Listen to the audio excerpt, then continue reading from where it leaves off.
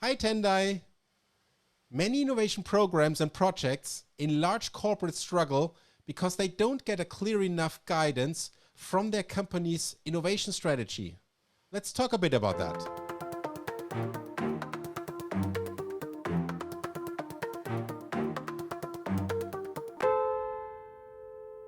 In large corporates, why is it necessary to have an innovation strategy defined? What should an innovation strategy accomplish for a company? What's your point of view on this? So thank you for having me, Christian. It's really wonderful to be here. I mean, this is a topic that I'm really, really passionate about. And the reason why I'm passionate about it is because sometimes I go into large organizations and I'm working with really great teams that have really inspiring ideas, but as they succeed on working on those ideas, they find it difficult to convince their leadership to take those ideas to scale. And the reason why they're failing to convince their leadership to take those ideas to scale is because they're working on ideas that are not aligned to the company's strategy and where leaders want to go. So they often struggle in those conversations. And so I often say that leaders need to provide a form of strategic guidance where, as leaders, they take a point of view about where the world is going and how, as an organization, what's their place in that world and how are they going to use innovation to respond to where the world is going. And the more they do that and the more they provide clarity on that for the teams, the easier it is for the teams to generate ideas that are aligned to that point of view. So who specifically in a large organization should be responsible for the innovation strategy? There's a lot of debate that happens in the innovation world about top-down, bottom-up innovation, right? But actually what's interesting from our point of view is how do you really drive a culture that sticks, right? So you have to be thinking about the outcomes you want to accomplish. You have to be thinking about the behaviors you're trying to drive. But underneath all that, like the force that's driving all that are the enablers and blockers that you've put in place. And some of the enablers and blockers that we've identified, as we use this culture map, are things like leadership support, organizational design, and innovation practice, right? Those are the enablers and blockers that we've identified. And so innovation strategy, from our point of view, sits under leadership support. And so it is leaders that are supposed to sort of provide this point of view about where the world is going, because ultimately they're the ones making the final investment decisions. And if they're not convinced that this particular innovation project will take the company in the direction they want to go, then it's not going to be really helpful for the team. So leadership is supposed to design the strategy. If the teams design the strategy themselves, which they're already doing right now, then their ideas are less likely to be taken to scale. So when you work with a client on designing an innovation strategy, what is a good process for that? What is the process that you like to apply? When I'm working with a team, right, I like to break the sort of the strategic or the process of developing a strategy into almost like two parts. So you've got the strategic guidance, which is kind of the statements or the thesis that you're trying to create to say, we're interested in playing in these areas, we're interested in driving innovation in these spaces, right? So that's where you're trying to go. But in order to make it really work, you need two steps. And I borrowed this framework from David Bland and Alex Osterwalder from their book, Testing Business Ideas. And from my perspective, it's important that we focus on strategy design, but also we use portfolio management to kind of test the strategy that we've actually designed. And so when you're designing strategy, you're analyzing the business environment, you're thinking about the strategic opportunities that you have. You're also thinking about how you prioritize those opportunities to choose where you want to go. But then once you've chosen the strategic priorities and you've defined them through the strategic guidance, you can then use your portfolio management process to test whether you've made the right decisions around strategy. And so your investment decisions should be aligned to the strategic choices you've made, right? And then what you do is you track the progress of the investments you're making, which are aligned to those theses, and see if they're actually showing success.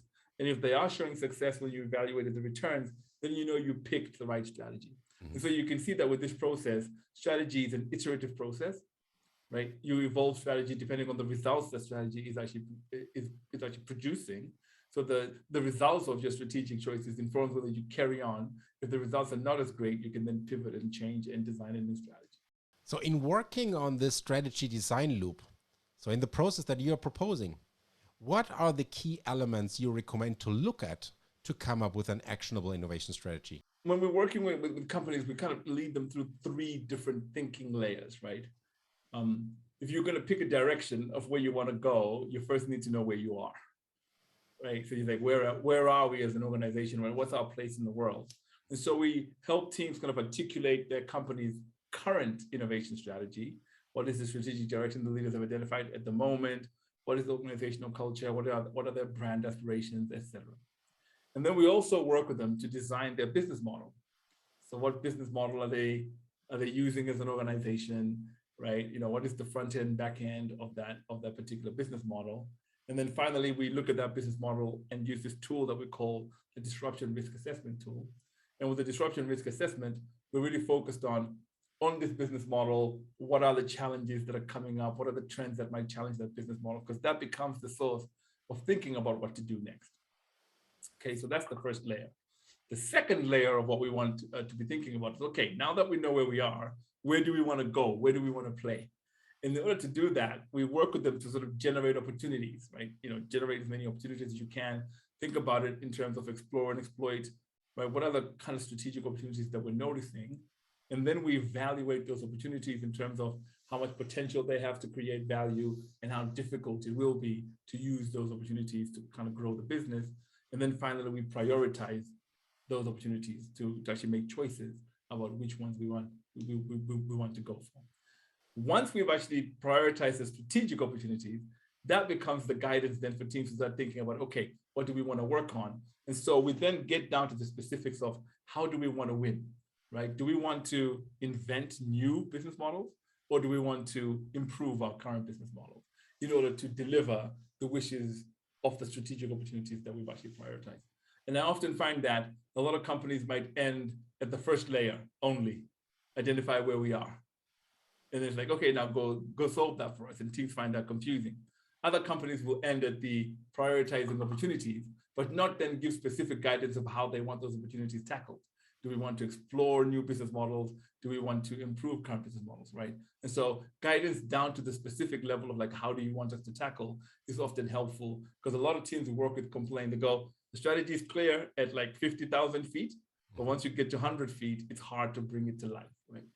After you worked on all these elements, so after you worked through the strategy design loop, how would an innovation strategy look like as a result from this process? So let me talk you through an example that we worked with a company that was in Germany. So, and they're a pharmaceutical company. They're kind of based out of Germany.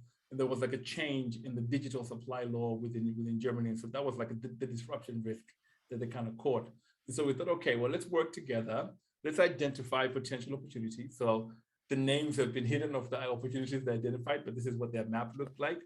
And then after we've kind of worked on those opportunities, and we then can start to prioritize them in terms of how much potential they have and how difficult those opportunities are.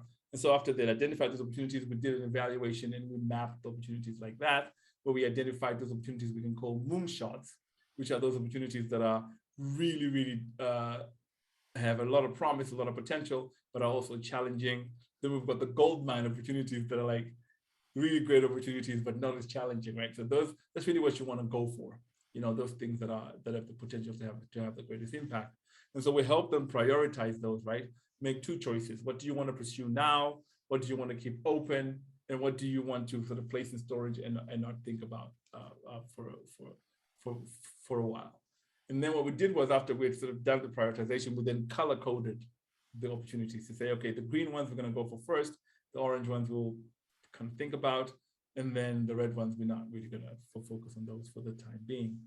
And then we said, okay, now that we've made our choices, can we just go back and have another look on whether these choices we've made are actually aligned to the strategic goals that we actually have, right? How helpful or how aligned are these sort of choices? And so we kind of had a conversation where we kind of mapped which opportunities were aligned, independent of the prioritization that we had actually done, and also which opportunities are really helpful for kind of driving the choices that we made. And so if we had discovered that there was like misalignment for one of the ones we had identified as actually being important, we would have then not worked on that project. We would have chosen another one, right? And so this is how we kind of worked with this company, and these are the kind of the results that we produced during that process.